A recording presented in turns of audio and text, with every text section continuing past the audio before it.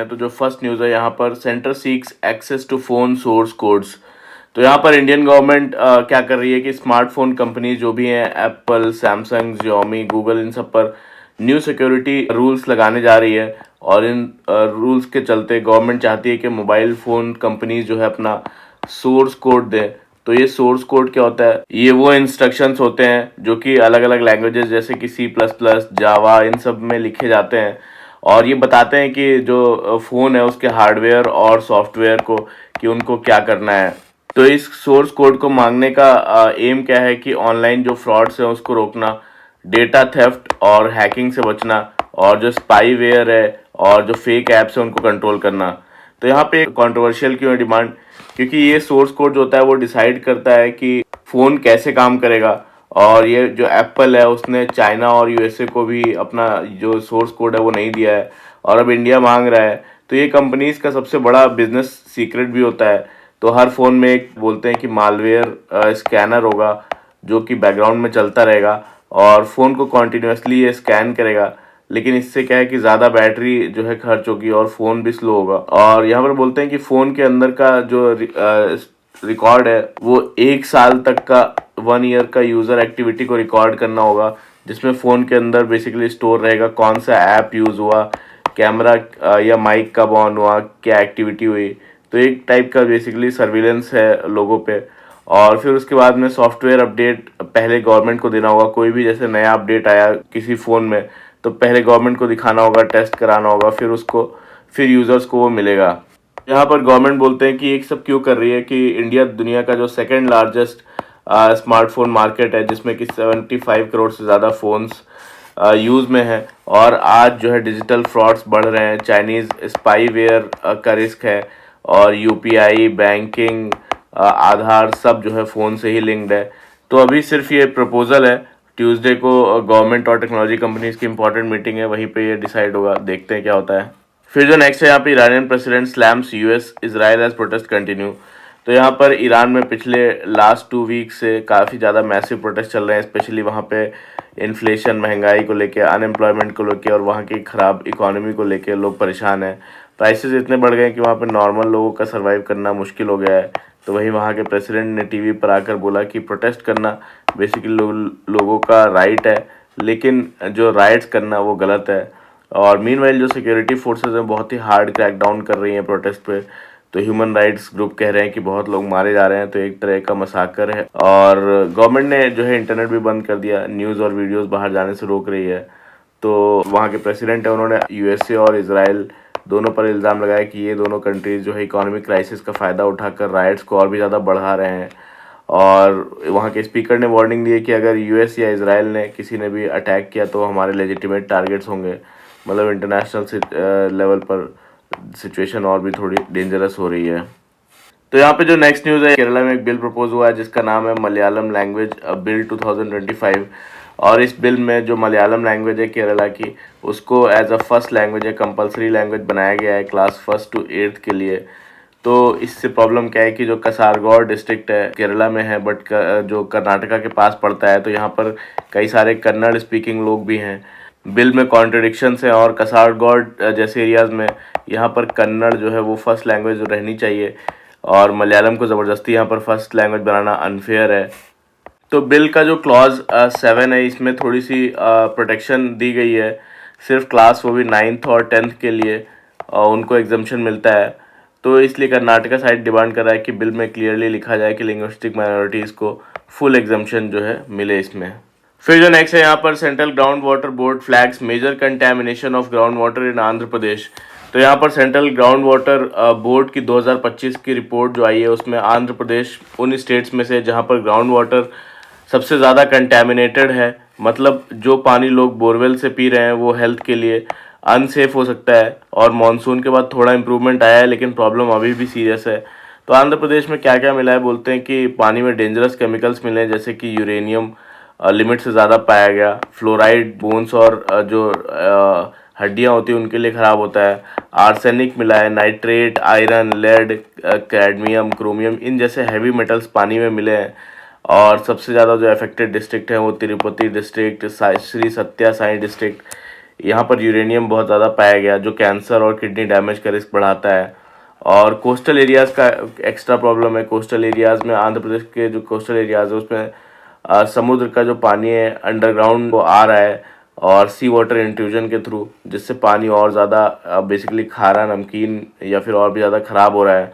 तो main reasons हैं कि यहाँ पर ज़्यादा बोरवेल्स हैं, ओवर एक्सट्रैक्शन है ग्राउंड वाटर का, और यहाँ पर बोलते हैं कि ओवर एक्सट्रैक्शन की वजह से ग्राउंड वाटर का हार्ड रॉक्स में फ्लोराइड मिनरल जो है रिलीज़ हो जा रहा है। तो यानी जो ये रिपोर्ट है डायरेक्टली पब्लिक हेल्थ अलर्ट है आंध्र प्रदेश के लिए। फिर जो नेक्स्ट है यहाँ पे भैरव बटालियंस के बारे में है। Bhairav battalions basically Indian army ने एक नया high tech modern warfare force बनाया है जिसका नाम है भैरव बटालियंस, और ये पहली बार 15 जनवरी को जयपुर में अपना आर्मी डे परेड में दिखाई देगा। और इस साल इसके 2 यूनिट्स परेड में होंगे। 2 भैरव बटालियन जिनका नाम डेजर्ट फाल्कन्स है वो सदर्न कमांड में, और 4 Bhairav battalion southern western command में। तो बेसिकली आर्मी का फोकस होगा अब ड्रोन वॉरफेयर पे, यानी आर्मी 1 लाख से ज़्यादा जो ड्रोन ऑपरेटर्स हैं वो ट्रेन करने जा रही हैं, जो कि एनिमी बेसिस पर अटैक कर सकेगा, सर्विलेंस कर सकेगा और बैटल फील्ड ऑपरेशंस कर सकेंगे। तो जो भैरव बटालियंस है उनको स्पेशल फोर्सेस और जो नॉर्मल इन्फेंट्री है उनके बीच का ब्रिज बनाया गया है। और अब तक जो 15 भैरव बटालियंस बन चुके हैं और जल्दी 25 तक पहुंचने का प्लान है। साथ ही आर्मी ने रुद्र ब्रिगेड्स भी बनाए हैं जिसमें कि इन्फेंट्री, टैंक्स, आर्टिलरी, ड्रोन्स और स्पेशल फोर्सेस सब एक साथ इंटीग्रेटेड है। मतलब इंडियन आर्मी अब ड्रोन वॉरफेयर्स और एआई और हाइब्रिड वॉरफेयर्स के लिए खुद को रेडिली अपग्रेड कर रहा है। फिर जो नेक्स्ट है यहाँ पे selfie penny drop mandated as KYC for crypto customers in India. तो यहाँ पर इंडिया की जो फाइनेंशियल इंटेलिजेंस यूनिट है उसने क्रिप्टो एक्सचेंजेस के लिए नए स्ट्रिक्ट केवाईसी और एंटी मनी लॉन्ड्रिंग जो रूल्स हैं वो लाए हैं। और अब जब कोई यूज़र क्रिप्टो एक्सचेंज पर अकाउंट बनाएगा तो क्या क्या देना होगा उसको, बेसिकली सेल्फी देना होगा लाइवलीनेस डिटेक्शन के साथ, मतलब फ़ोटो फेक ना हो, और लोकेशन कैप्चर की जाएगी, आईपी एड्रेस रिकॉर्ड किया जाएगा, pan number, bank account verification होगा वाया पेनी ड्रॉप। पेनी ड्रॉप मतलब क्या है कि 1 रुपया ट्रांसफ़र से कंफर्म किया जाएगा। और एफआईयू ने ये भी कहा कि जो ट्रम्बलर्स एंड मिक्सर्स हैं वो अलाउड नहीं है, मतलब जो पैसा ट्रेस करने से बचते हैं। और एनोनिमिटी कॉइन्स जो है जैसे मोनेरो टाइप के कॉइन्स हैं उनके ट्रांजैक्शन डिस्करेज किए जाएंगे। तो हर जो क्रिप्टो एक्सचेंज है उसको एफआईयू में रजिस्टर करना होगा, सस्पिशियस जो ट्रांजैक्शन है उसको रिपोर्ट करना होगा, और कस्टमर्स का फुल जो डेटा रिकॉर्ड रखना होगा। तो गवर्नमेंट का एम है कि क्रिप्टो से जो मनी लॉन्ड्रिंग है, टेरर फंडिंग है या फिर इलीगल ट्रांजैक्शंस, इन सब को से क्लीन रखा जाए क्रिप्टो ट्रांजैक्शंस को। और इंडिया क्रिप्टो को लीगल टेंडर नहीं मानता लेकिन टैक्स ज़रूर लेता है, और अब ट्रैकिंग भी फुल ऑन जो है वो शुरू हो गई है। फिर जो नेक्स्ट है यहाँ पे MP launches clean drinking water campaign एमिड diarrhoea outbreak. तो यहाँ पर इंदौर में गवर्नमेंट सप्लाइड जो पानी है उसमें कंटेमिनेटेड होने की वजह से डायरिया आउटब्रेक हुआ और कई लोगों की जान चली गई। तो इसके बाद एमपी गवर्नमेंट ने पूरे स्टेट में स्वच्छ जल अभियान लॉन्च किया है, और ये कैंपेन 2 फेज़ में चलेगा, 10 जनवरी से लेकर 31 मार्च तक। तो सीएम ने बोला कि हर सिटीज़न को सेफ़ और प्योर ड्रिंकिंग वाटर मिले, इसके लिए सिस्टम स्ट्रॉन्ग किया जा रहा है, जिसमें कि पाइपलाइन की जो लीक्स हैं उसको रिपेयर करना, वाटर टैंक्स और ट्रीटमेंट प्लांट्स की क्लीनिंग करना, और जीआईएस बेस्ड मॉनिटरिंग करना ऐप्स के थ्रू, लीकेज डिटेक्ट करना थ्रू रोबोट्स, और हर पानी सोर्स का जो क्वालिटी टेस्ट है वो करना। तो यहाँ पर जो इंदौर का पानी है भागीरथापुरा एरिया में, वहाँ पर पानी में ई कोलाई जो फीकल बैक्टीरिया और कॉलेरा जैसे जर्म्स मिले थे, जिसके बाद कई डेथ्स भी हुई। तो उसके बाद ये सब स्टेप्स लिए जा रहे हैं। ऑफिशियल डेथ्स 8 बताई गई हैं, लेकिन जो कंपनसेशन 18 फैमिलीज़ को मिला है, मतलब जो रियल नंबर है वो और भी ज़्यादा हो सकता है। फिर जो नेक्स्ट है यहाँ पे countdown to launch of PSLV C62 mission begins. तो यहाँ पर इसरो ने basically polar satellite launch vehicle C62 से earth observation satellite N1 mission के लॉन्च के लिए काउंटडाउन स्टार्ट कर दिया है। और ये मिशन मंडे आज 10:17 पर श्रीहरिकोटा से होगा, और इस मिशन में एक अर्थ ऑब्जर्वेशन सैटेलाइट N1 जाएगा और 15 छोटे साथ में को पैसेंजर सैटेलाइट्स भी भेजे जा रहे हैं जो इंडिया और फॉरेन स्टार्टअप यूनिवर्सिटीज़ ने बनाए हैं। तो जो अर्थ ऑब्जर्वेशन सैटेलाइट N1 है, एक स्ट्रेटेजिक सैटेलाइट है। तो ये जो अर्थ ऑब्जर्वेशन सैटेलाइट, इसका काम क्या होगा, हाई रेजोल्यूशन जो सैटेलाइट इमेजिंग करना, बॉर्डर एरियाज़ की मॉनिटरिंग करना, और जो ट्रूप मूवमेंट और मिलिट्री एक्टिविटी देखना एनिमी के, डिज़ास्टर मैनेजमेंट करना, और क्रिटिकल इंफ्रास्ट्रक्चर्स की मॉनिटरिंग करना, पोर्ट्स, एयर बेसेस, इन सब की। तो ये सब काम होंगे इसके। फिर जो नेक्स्ट है यहाँ पे environment ministry funds short for forest management committees. तो यहाँ पर ट्राइबल अफेयर्स मिनिस्ट्री और जो एनवायरनमेंट मिनिस्ट्री मिलकर कम्युनिटी फॉरेस्ट रिसोर्सेज के लिए फंडिंग पर बात कर रहे हैं। और जो फॉरेस्ट राइट एक्ट है उसके तहत जो ट्राइबल्स और फॉरेस्ट ड्वेलिंग कम्युनिटीज़ के को जो है अपने आसपास के जो फॉरेस्ट हैं, जंगल हैं, उनको मैनेज करने का लीगल राइट मिलता है, जो ग्राम सभास के थ्रू एक्सरसाइज करते हैं। और 2023 में गवर्नमेंट ने community forest rights management committees जो है बनाने के रूल्स दिए थे, जो जंगल के कंजर्वेशन और डेली मैनेजमेंट देखेगा। और अब इन कमिटीज़ को चलाने के लिए बेसिकली जो पैसे हैं, स्टाफ है और ट्रेनिंग, इनकी ज़रूरत है। और इसीलिए एनवायरनमेंट मिनिस्ट्री से जो है फंडिंग लेने का प्लान बन रहा है इस पे। लेकिन इसमें सेफगार्ड्स भी रहेंगे ताकि जो रियल कंट्रोल है वो कम्युनिटी के पास ही रहे। फिर जो नेक्स्ट है यहाँ पे faster is not fairer in POCSO case. तो यहाँ पर 2025 में बोलते हैं कि जो पॉक्सो कोर्ट्स हैं उन्होंने पिछले एक साल में के जितने केसेस रजिस्टर किए उससे ज़्यादा तो उन्होंने डिस्पोज कर दिए। मतलब रजिस्टर किए 80,320 केसेस और डिस्पोज कर दिए 87,754 केसेस। यानी जो डिस्पोजल रेट है वो 109% का है। इसका मतलब है कि जो बैकलॉग के केसेस हैं वो भी इसमें डिस्पोजल में दिखाए जा रहे हैं, और बैकलॉग केसेस भी जल्दी जल्दी सिस्टम जो है फास्ट क्लियर कर रहा है। तो पेपर पर लगता है कि सिस्टम जो है फास्ट हो गया है, लेकिन क्रिमिनल्स जो है वो ज़्यादा कन्विक्ट नहीं हो रहे हैं। और 2019 में जो कन्विक्शन का रेट था जिसमें सज़ा मिली उसमें 35%, 2023 में 29%। तो फास्ट ट्रैक कोर्ट्स में बोलते हैं कि सिर्फ 19% को ही कन्विक्शन मिला। मतलब ज़्यादा एक्यूज जो है वो बच के निकल जा रहे हैं। और कोर्ट्स तो बढ़ गए पर जस्टिस नहीं मिला। जैसे बोलते हैं कि 773 जो फास्ट ट्रैक कोर्ट्स हो गए, 400 सिर्फ जो है जो पॉक्सो के लिए है। पर जो इनमें जो इन्वेस्टिगेशन है वो काफ़ी वीक है, एविडेंस जो है लेट मिलता है, फॉरेंसिक जो रिपोर्ट्स हैं उसमें डिलेज होते हैं, और जो चार्जशीट्स हैं वो इनकम्प्लीट रह जाती हैं। तो रिज़ल्ट क्या होता है कि एक्यूज्ड वो फ्री हो जाता है। तो यहाँ पर बोलते हैं कि जो बच्चों को सपोर्ट चाहिए वो नहीं मिल रहा है। लॉ कहता है कि चाइल्ड को सपोर्ट पर्सन मिलना चाहिए, काउंसलिंग मिलनी चाहिए, केयर कंपनसेशन मिले। और रियलिटी में क्या बोलते हैं कि बहुत सारे स्टेट्स में सपोर्ट पर्सन जो है वो नहीं है, और इसी वजह से केसेस जो है वीक हो जाते हैं या फिर ख़त्म हो जाते हैं बिना किसी को कन्विक्शन मिले। और सेकंड यहाँ पर बोलते हैं पैरालीगल वॉलंटियर्स के बारे में। यानी कि ये जो सबसे बड़ी फेलियर है पैरालीगल वॉलंटियर। तो यहाँ पर क्या होता है कि सुप्रीम कोर्ट ने बोला है कि हर पुलिस स्टेशन में पॉक्सो के लिए पैरालीगल वॉलंटियर होगा। लेकिन आंध्र प्रदेश की बात करें तो यहाँ पर 919 स्टेशंस में से 42 में ही पैरालीगल वॉलंटियर है। तमिलनाडु की बात करें तो 1577 स्टेशंस में किसी में जो है पैरालीगल वॉलंटियर नहीं है। तो बिना पैरालीगल वॉलंटियर के जो FIRs होती हैं वो डिले होती हैं, और पुलिस प्रेशर डालती है इन पे, एविडेंस ख़राब हो जाते हैं यहाँ पर। और बोलते हैं कि कुछ केसेस में विक्टिम्स को डबल इनजस्टिस होता है। कैसे कि कुछ कोर्ट्स जो है रेपिस्ट को छोड़ देते हैं इस शर्त पे कि वो एडल्ट होने के बाद, जो सर्वाइवर है एडल्ट होने के बाद उनसे वो शादी कर लेंगे। और सेवेंथ बोलते हैं यहाँ पर जो कंपनसेशन है वो भी लेट मिलता है।